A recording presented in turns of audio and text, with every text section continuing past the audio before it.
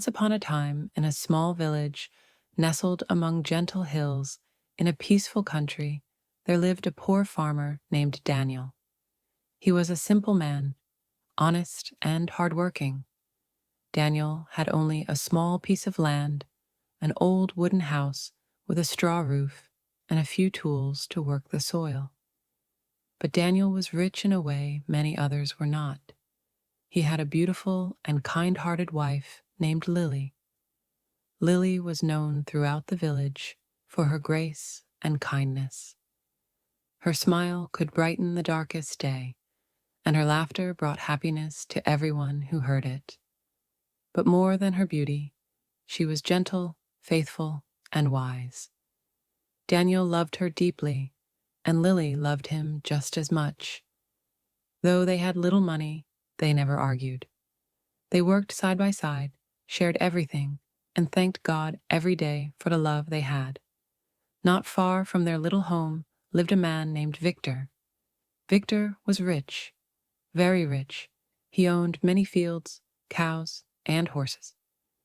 His house was large, with tall stone walls, shiny floors, and fancy furniture. He wore expensive clothes and gold rings on all his fingers. But even though he had everything money could buy, Victor was not happy.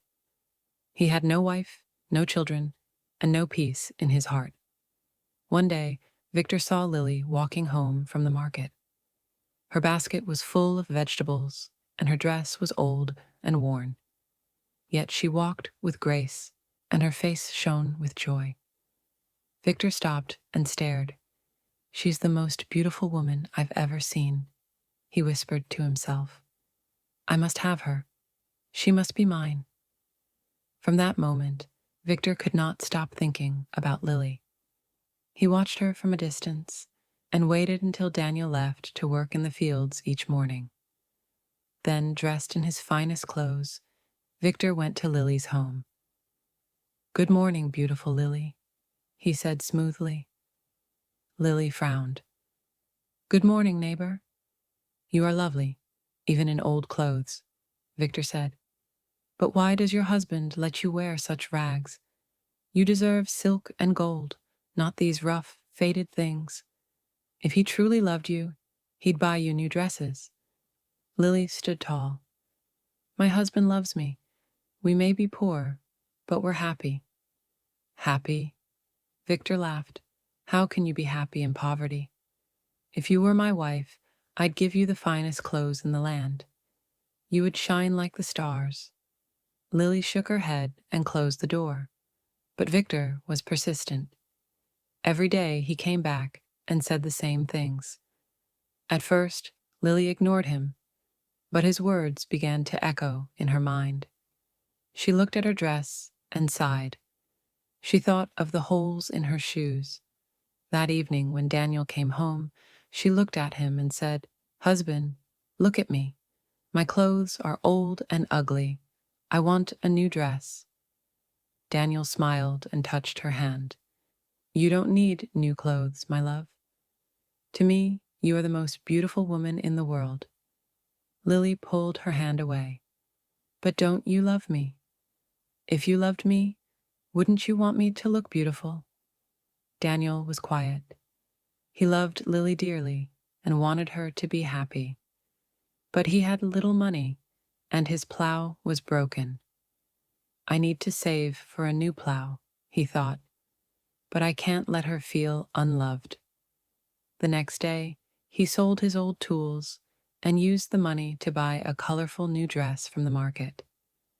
He brought it home and gave it to Lily with a smile. She held it up and laughed. "Thank you, my dear husband. Now I know that you love me." The next day, when Victor came again, Lily stood proudly in her new dress. "My husband bought this for me," she said. "He loves me very much." Victor smiled, but his eyes were cold. "A dress is nothing," he said. "A real husband gives gold, rings for your fingers, a necklace for your neck. Where is your jewelry?" He opened a box and showed her shiny pieces of gold. "Leave your poor husband. Marry me. This will all be yours." Lily slammed the door in his face, but Victor returned the next day, and the day after. Each time he showed her the gold. Soon doubt crept into Lily's heart. Why doesn't Daniel buy me gold? She wondered. Maybe Victor is right. That night, she didn't light the fire. She didn't cook dinner. When Daniel came home, tired and hungry, he found her sitting in silence.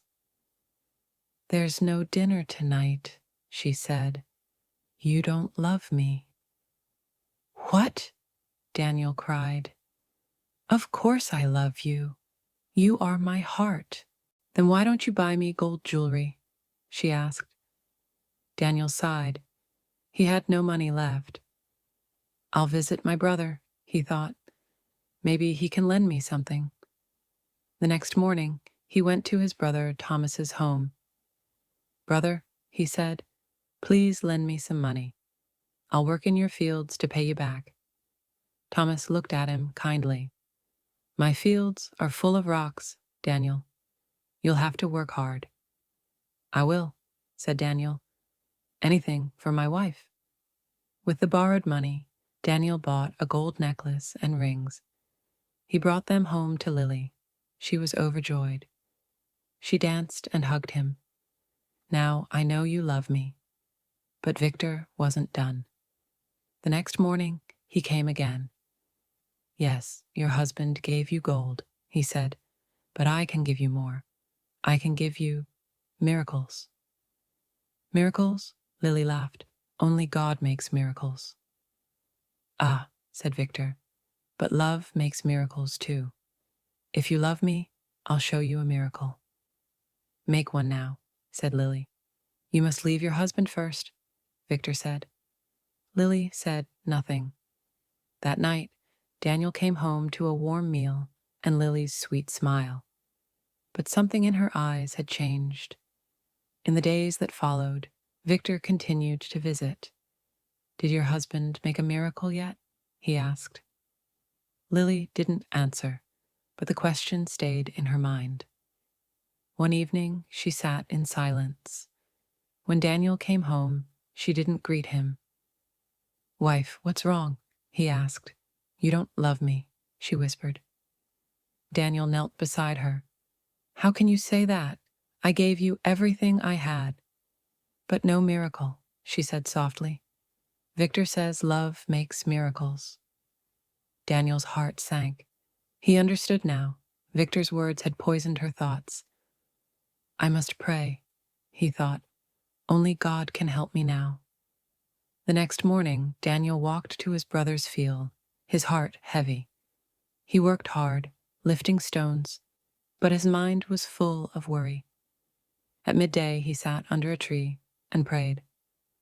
"Oh Lord," he whispered, "please help me. I love my wife. Don't let that wicked man take her away." Just then, a stranger appeared. He wore a long cloak and had a wise, kind face. "Who are you?" Daniel asked. "I am a wizard," the man said. "I heard your prayer. I have something for you." He pulled out 2 sticks. "What are these?" Daniel asked.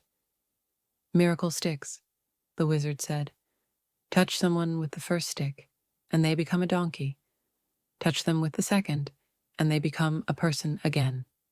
Daniel's eyes lit up. "Thank you. Thank you." He ran home. "Wife," he called. "Come, I will show you a miracle." Lily came out, curious. Daniel touched her gently with the first stick. Instantly, she became a donkey. She brayed, shocked. Then he touched her again with the second stick. She became human again. She gasped, "It's a real miracle." "Yes," said Daniel. "God help me." Then his face grew serious. "Now I must punish my enemy."